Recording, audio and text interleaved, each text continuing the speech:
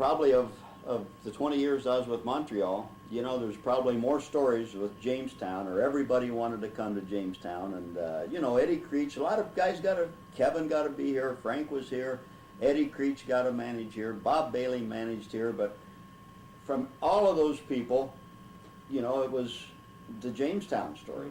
And it's, you know, Gab told me, he said, you be sure you go down to the pub, because, you know, that's where we all hung out. And there always used to be a joke that they've got a gold seat in there where Daugherty sat, because I used to, you know, I kept Jim and business down there with all the beer I drank. Close your eyes and you think of Pat Daugherty. I don't need to close my eyes. I can think of Pat. What a great guy, an intense human being. What a fire, you know, just a fireball of intensity, and a great guy, a great teacher, and really a first-class guy on the baseball field, no doubt. The funniest one for me was when I just signed with the Expos, I went right to Instructional League, and John Bowles was the farm director, and so he was getting me in, and we had a meeting.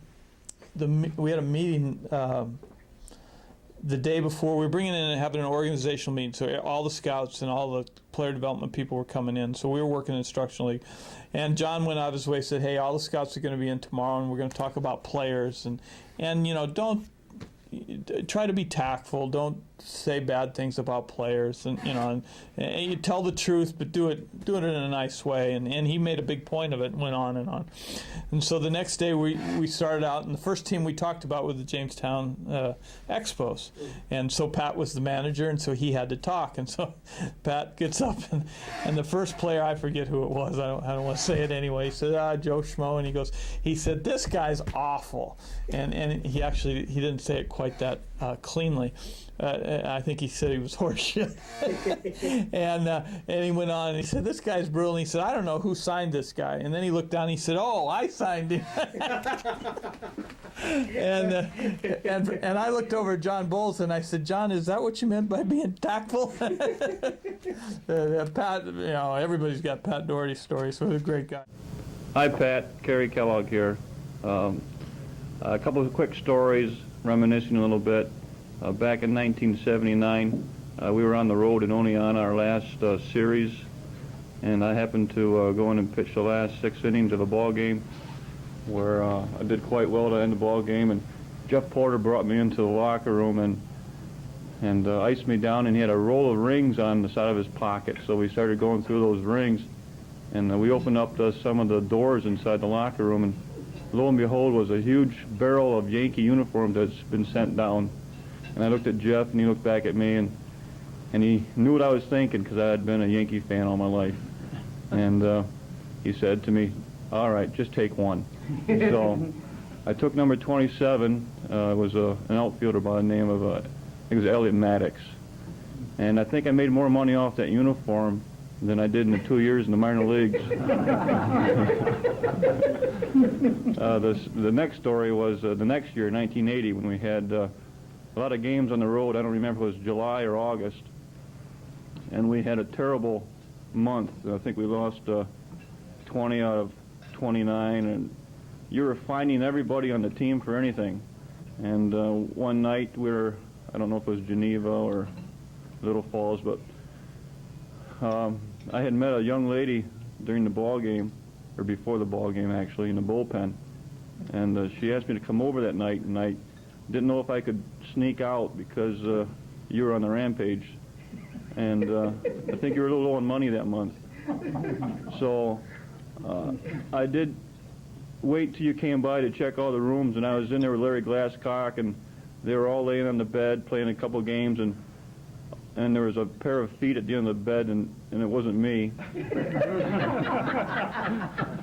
and you didn't even take time to look to see who was in the bed. But anyway, about 3 o'clock in the morning, I come through the front door of the hotel room, and I heard your voice, and I think you were working on your statistics in the bar room.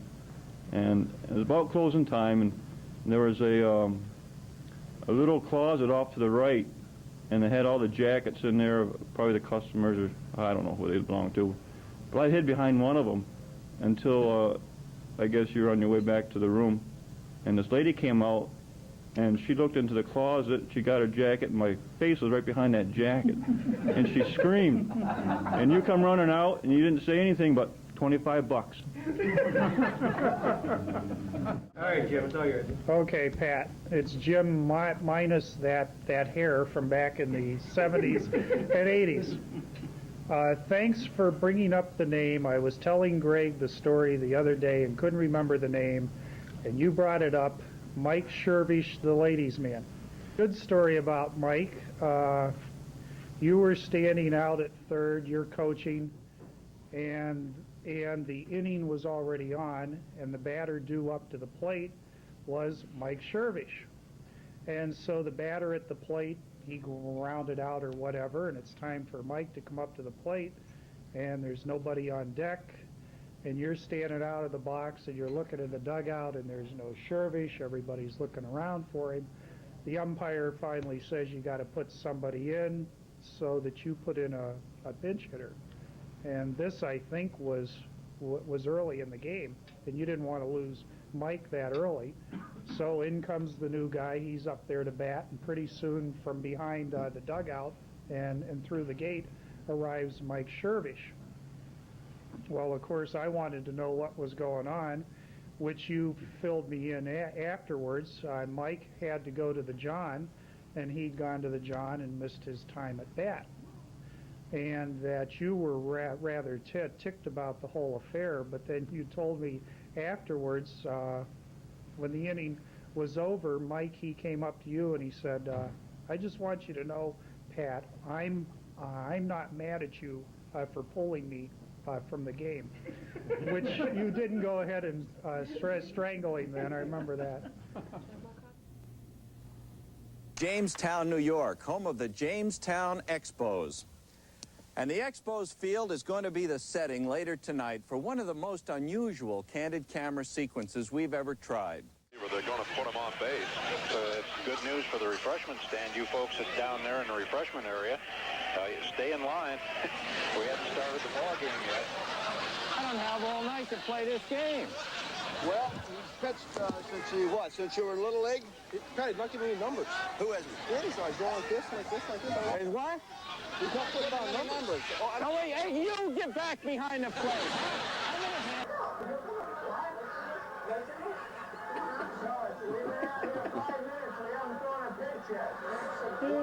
Our team didn't know what the hell was going on.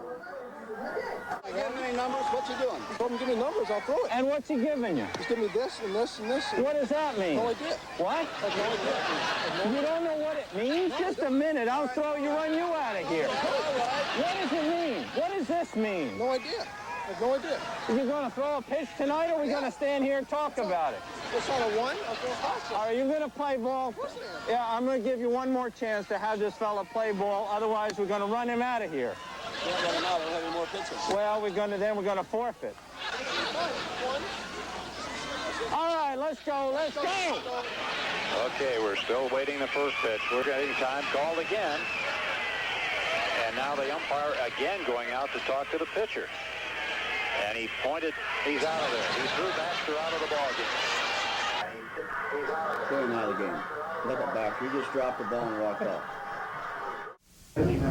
Pat was beginning to get mad because it was dragging on, and Pat was really concerned that Baxter was just going to lose it. But the worst part was if you were there, if it was bad, the fans were booing just because you didn't know what was going on. And it was a real lull when you were there. When you saw it, there on film, it's fantastic because you had some sound. But I remember the fans were having a fit. You certainly must have put some money in the bank because your per diem payment, you never had to spend it because you lived in the coaches' quarters under College Stadium in those days. And I can remember going down there after you had been out one night after baseball doing the things you needed to do in the community, and you were still paying the price for that early that next morning. And there was about 8 inches of water on the floor, and it was about 2 inches above your cot, and you couldn't understand why you and everything you owned was soaking wet. And respected and loved you so much, no matter where you were, whether you were in or out of the stadium. And, you know, that we're indebted to you for that, and will be forever. And